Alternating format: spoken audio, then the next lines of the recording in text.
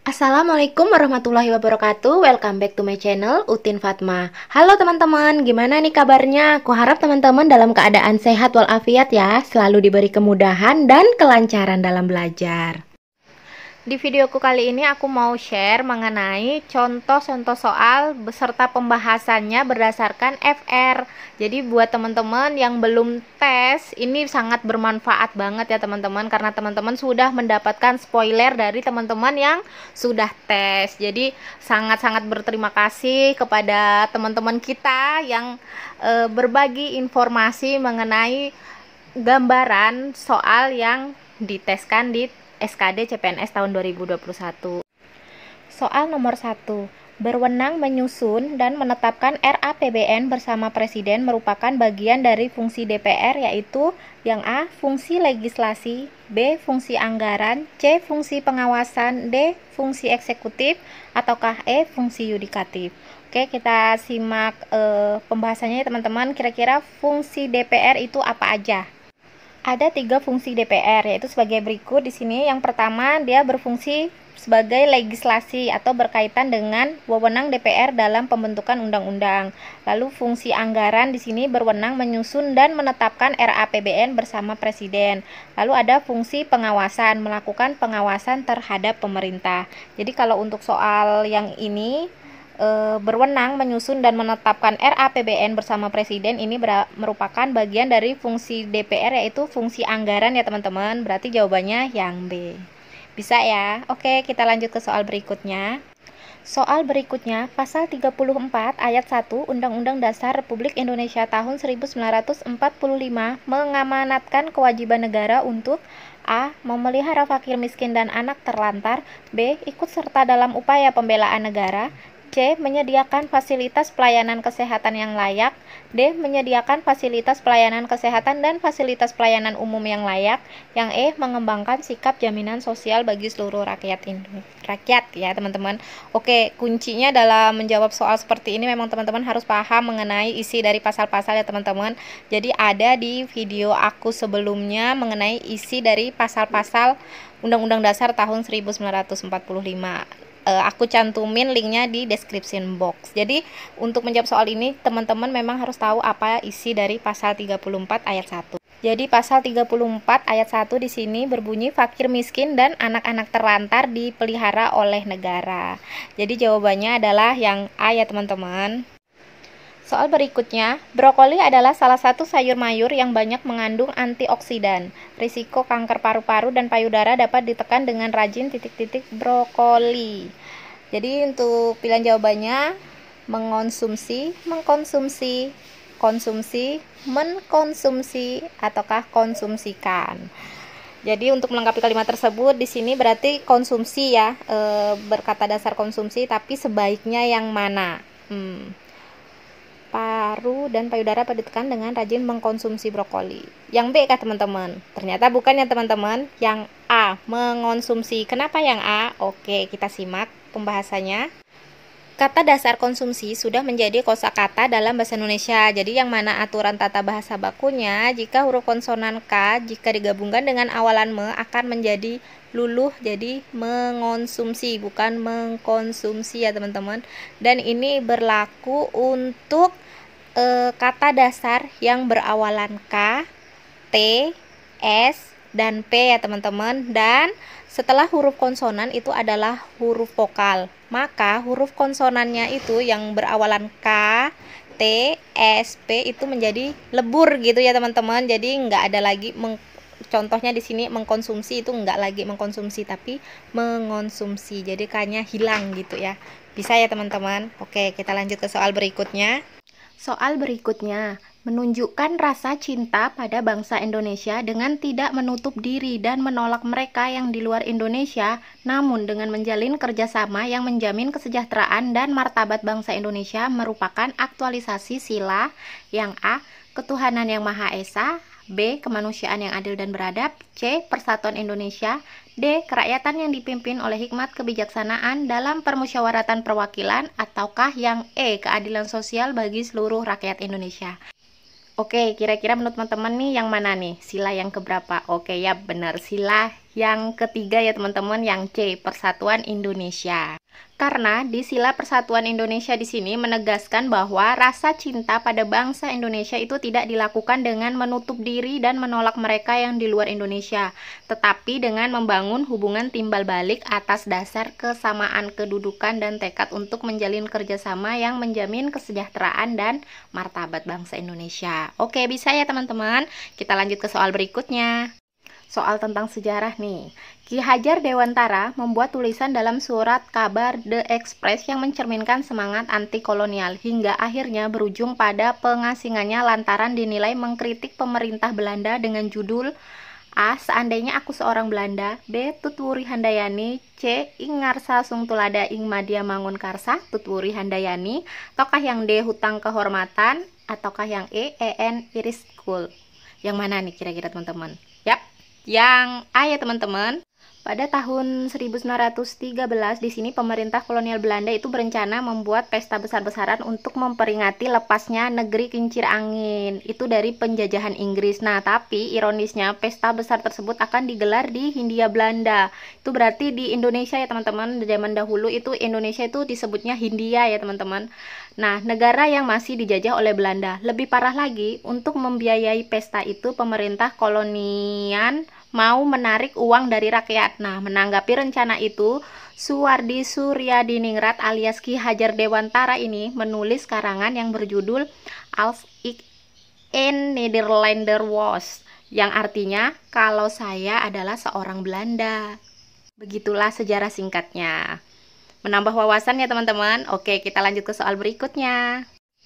Sebelum namanya berubah menjadi Serikat Islam atau SI, organisasi ini bernama Serikat Dagang Islam atau SDI. Nah, beberapa bidang kegiatan yang dijalankan oleh Serikat Islam ini diantaranya yang A. Memajukan kehidupan dan mengembangkan ajaran agama Islam, yang B. Mencapai kemajuan Jawa dan Madura melalui pendidikan, yang C. Menuntut kemerdekaan bagi Hindia Belanda, yang D. Mempersatukan berbagai golongan masyarakat di Hindia Belanda, yang E. Memajukan perdagangan masyarakat asing. Kira-kira yang mana nih jawabannya nih ya teman-teman? Jelas ya teman-teman, yang A ya, karena di sini memajukan kehidupan dan mengembangkan ajaran agama Islam. Tetapi nggak hanya itu, ada beberapa kegiatan di sini, ada dua ya teman-teman selain mengembangkan ajaran agama Islam, yaitu beberapa bidang kegiatan yang dijalankan oleh Serikat Islam di sini antara lain yang pertama itu sosial ekonomi ya teman-teman, memberikan bantuan modal usaha bagi anggotanya dan memajukan perdagangan masyarakat pribumi. Lalu yang kedua baru tentang agama. Di sini memajukan kehidupan dan mengembangkan ajaran agama Islam. Oke, kita lanjut ke soal berikutnya. Setiap warga negara berhak dan wajib ikut serta dalam upaya pembelaan negara, merupakan bunyi pasal yang A, pasal 27 ayat 1 Undang-Undang Dasar tahun 1945, ataukah yang B, pasal 27 ayat 2, ataukah yang C, pasal 27 ayat 3, atau D, pasal 30 ayat 1, yang E, pasal 30 ayat 3. Di sini mau nggak mau, teman-teman memang harus tahu isi dari pasal tersebut ya teman-teman. Jadi teman-teman bisa ini belajar di video aku sebelumnya, di situ ada mengenai pasal-pasal ya teman-teman. Nanti aku cantumin linknya di description box. Jawabannya itu yang C teman-teman. Di sini Undang-Undang Dasar tahun 1945 pasal 27 ayat 3 di sini mengamanatkan bahwa setiap warga negara berhak dan wajib ikut serta dalam upaya pembelaan negara. Diingat ya teman-teman, karena bela negara juga termasuk dalam kisi-kisi soal bidang kompetensi tes wawasan kebangsaan. Dan informasi di beberapa paket teman-teman yang sudah tes itu ada menyebutkan pasal yang berkenaan dengan upaya pembelaan negara. Jadi pasal 27 ayat 3 ya teman-teman. Oke, kita lanjut ke soal berikutnya. Kedudukan presiden pada saat diberlakukannya Konstitusi RIS tahun 1949 adalah sebagai yang A. Kepala negara juga sebagai kepala pemerintahan, B. Kepala negara, C. Pemegang kekuasaan pemerintahan, D. Chief of Executive, ataukah E. Single Executive.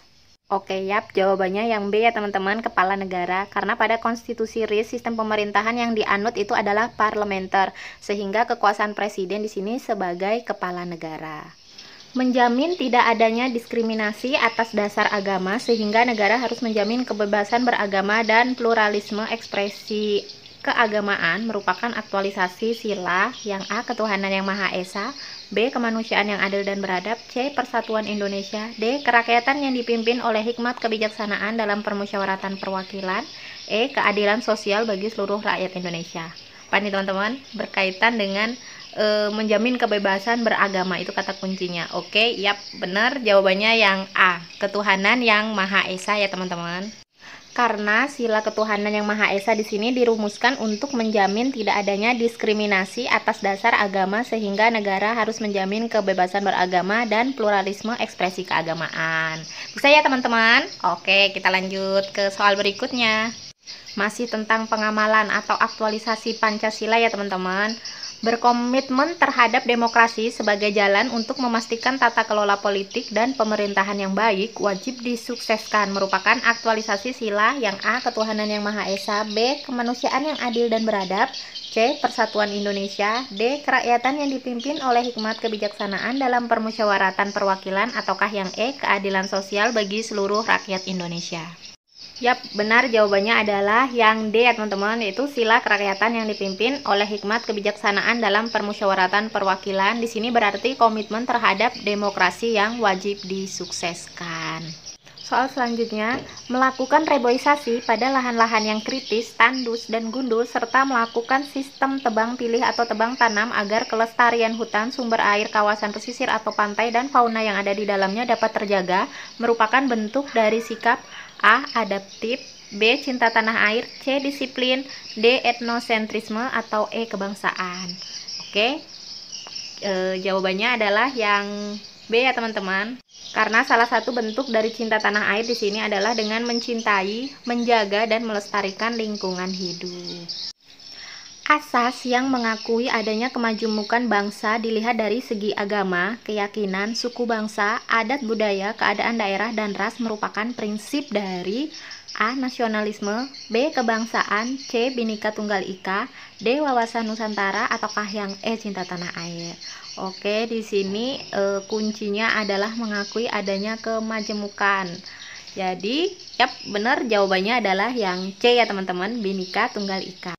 Prinsip Bhinneka Tunggal Ika yaitu asas yang mengakui adanya kemajemukan bangsa dilihat dari segi agama, keyakinan, suku bangsa, adat budaya, keadaan daerah, dan ras.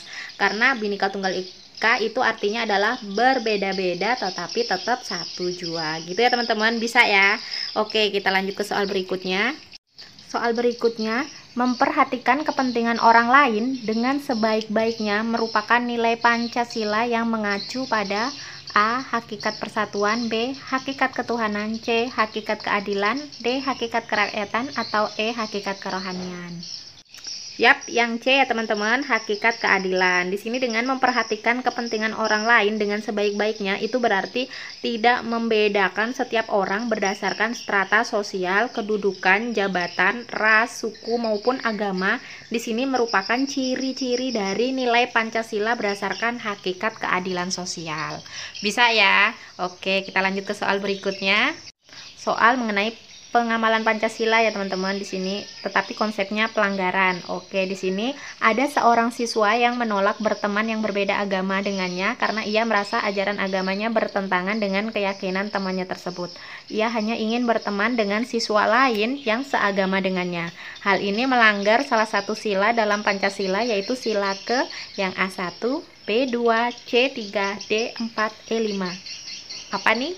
Oke, yap, jawabannya yang A ya teman-teman, yaitu melanggar sila pertama. Karena pada soal ini di sini sesuai pada butir Pancasila sila ke-1, terutama pada poin nomor 3 di sini mengembangkan sikap hormat menghormati dan bekerja sama antara pemeluk agama dengan penganut kepercayaan yang berbeda-beda terhadap Tuhan yang Maha Esa. Menciptakan atau membangun pola hidup saling menghargai dan menghormati antar umat beragama dan menjauhi sikap ketidakadilan atau membeda-bedakan pada ajaran agama lain meski bertentangan dengan keyakinannya. Jadi teman-teman bisa nyimak mengenai butir-butir Pancasila ya teman-teman, ada di video aku sebelumnya atau aku cantumin linknya di description box. Oke, kita lanjut ke soal berikutnya. Nilai instrumental Pancasila dapat ditemukan dalam perangkat negara berikut ini, kecuali, berarti yang nggak termasuk ini ya teman-teman. Yang A, Undang-Undang Dasar tahun 1945, B, Keputusan Presiden dan Wakil Presiden, C, Ketetapan MPR, D, Undang-Undang, E, Peraturan Pemerintah. Yang mana nih? Oke, kita simak dulu ya, apa saja yang termasuk dalam nilai instrumental Pancasila ya teman-teman. Nilai instrumental Pancasila di sini merupakan penjabaran dari nilai dasar yang merupakan arahan dalam kurun waktu dan kondisi tertentu. Nilai instrumental bersifat kontekstual dan disesuaikan dengan perkembangan zaman. Nilai instrumental dapat ditemukan pada Undang-Undang Dasar tahun 1945, Ketetapan MPR, Undang-Undang, Peraturan Pemerintah, dan Peraturan Perundangan lainnya. Oke, jadi jawabannya yap, benar yang B ya teman-teman, yang nggak termasuk dalam nilai instrumental Pancasila, yaitu yang B, Keputusan Presiden dan Wakil Presiden.